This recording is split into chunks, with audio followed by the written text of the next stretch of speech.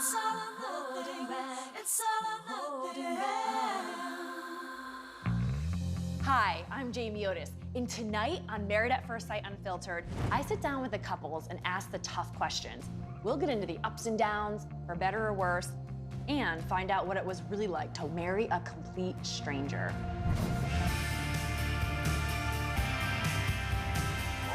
It's all holding back. It's all holding back. So you're in the Still Married Club, and I love it. Welcome. I'm so happy for you guys. I really, really am so happy for you and Lily. You guys stayed married. I'm so excited for you. Congratulations. Thank you. I'm so happy. I was so nervous. Decision day was nerve-wracking for me. I was like crying. I was stressed out. I didn't know what Tom was gonna choose, and I'm so happy that we both decided to stay together. So you really you weren't sure for decision day what he was gonna say. I was not sure. Wow. I was not sure at all. Congratulations. Welcome to the Still Married Club, as I call it. It's awesome though. I mean, I know that you've been through a really hard time, especially the past couple weeks, but I'm proud of you both for giving this marriage and your marriage your all. Thank you. We're all rooting for you guys. Thank you. I'm excited for you and your future. It's a good start, and I think we have a new place now, and I think the new place itself, the energy's good, the energy's better, and I think it's, we're moving forward. Tell us a really, really good memory that you'll never ever forget from this whole experiment. Probably one of the best memories I have was we were horseback riding in the ocean. It was just so beautiful. The sun was going down and had storm clouds off in the distance, and we were just basically like on swimming horses, bareback. It was incredible. I think the happiest memory we have is, well, there's two. One is being on our honeymoon in the Dominican Republic underneath the waterfall, overlooking the waterfall. Amazing. And then every time we've shared an experience where we didn't have to put any thought or effort into, to where we both had a good time, I think that has been like the best time we've had so far. You made your decision weeks ago. I can't move forward with you. Do you think Derek will ever understand why you chose divorce? I hope that Derek understands at some point why I chose to get divorced. I mean, there's things in life that are right for you and wrong for you, and he should understand that. And this just wasn't right for me, so I hope at some point he can accept that and maybe understand it. What was the one thing during the most challenging times throughout this process and this experiment that helped you cope? I told myself from the very beginning that I was committed, that I was going to try my hardest to make the marriage work. So even when things were going really hard and I would second guess, why am I doing this? I would go back to the one-on-ones with the experts and those interviews we had, and going back to those questionnaires and all those questions I answered, and I remembered why I wanted to do this.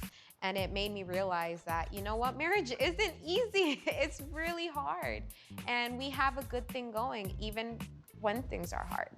The thing for me was when I was in a really bad mood, or if we were having a really hard time, was utilizing the experts and sort of communicating with them, but also just talking with family and people that have been married for 10, 15 years, and just discussing with them, like, this is what's going on. They're like, yep, it's marriage. This is what you got to do. What was the one thing that helped you cope through the really hard challenges that you and Nick had in the experiment? Rachel. Really? I had like this bond with Rachel, and I'm pretty sure she was sick of me because I was like calling her and she was just always there and kind of like calming me down, and like if it wasn't for her, I would have like flown off the handle a few times. So what's the one coping mechanism or homework assignment that she gave you that you think you could share with others who are struggling in their marriage? I think a huge thing was like not separating all of my relationships to like, okay, this is Nick and I's relationship. I cannot compare that to my ex, or even like the relationship with me and my mom. I can't compare that with me and Nick. Like, it's two different things. So kind of compartmentalizing that. Yeah. I really liked the naked moments assignment, and it's nice to just not have a retort and just tell someone how you feel. And they can't say anything, they can't say anything back. You can just let it all out.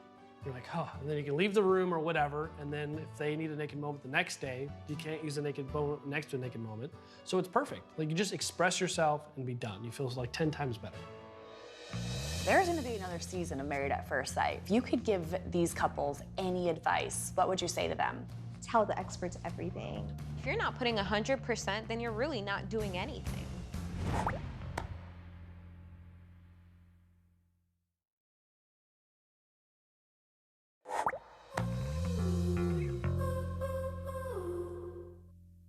What is your response to people who think that a 6-week social experiment is ruining the sanctity of marriage? We have a better chance of lasting longer than marriages that met as boyfriend and girlfriend and got married.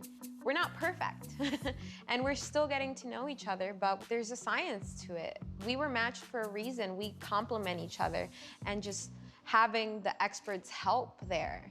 Like, the marriage will only go wrong if you don't make it work. I mean, I truly believe in the process, and I'm living proof of it right now. I mean, I'm very happy with Tom, and I feel like that's a right way too. I say I've tried all other avenues, like online dating, blind dates, like friends kind of say, oh, this guy's perfect for you. Like, I've tried all of that.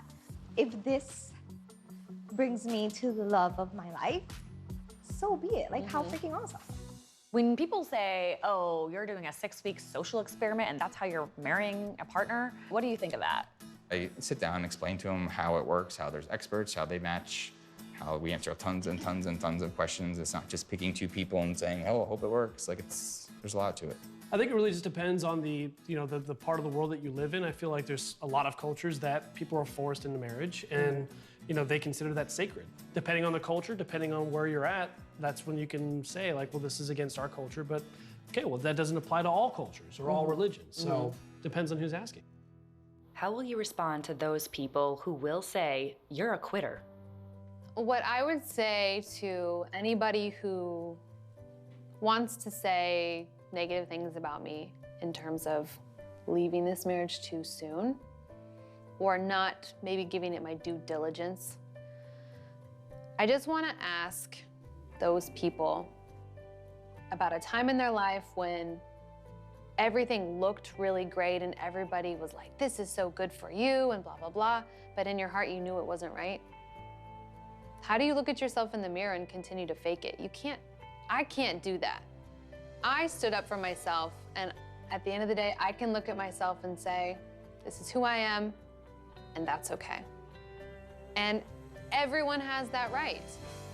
How important do you think giving 100% to the homework and the activities from the experts is for your marriage? Oh my God, it is so important. If you don't take the advice the experts are giving you, like, how are you gonna make things work? How are you gonna get to know your husband in 6 weeks? 6 weeks is a little amount of time. And the homework is there to help you get to know this person, to bring you closer to them, and to want to make the marriage work. And if you're not putting 100%, then you're really not doing anything. I think it's the one thing in marriage that will make it work is commitment and giving everything. I'm trying my hardest, trying to give 100% into utilizing the tools that we've been given from the experts. They've definitely helped kind of clear the water, and they also have helped get over some pretty tough times.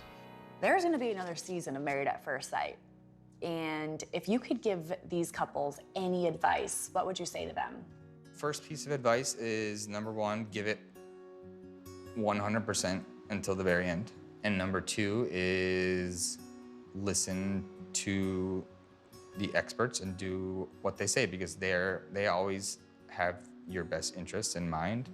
My one advice would be, don't think about what's gonna happen next week or the next month or next 6 months. Just focus and know that you have time. Can you give any advice to future Married at First Sight couples? Tell the experts everything. No matter how shallow it makes you sound. Yeah, like, just literally tell them everything, because that's just gonna mean better chances of success in the long run. And also that when you're in that relationship, like, just give it your all, give it everything. Like, even like, because I felt like giving up plenty of times. Like, don't give up. Just always go back to why you began this process. And if you were honest, then be honest with yourself now, and then just really try. Just give it your all.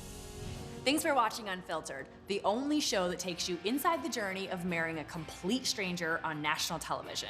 We hope you enjoyed the show.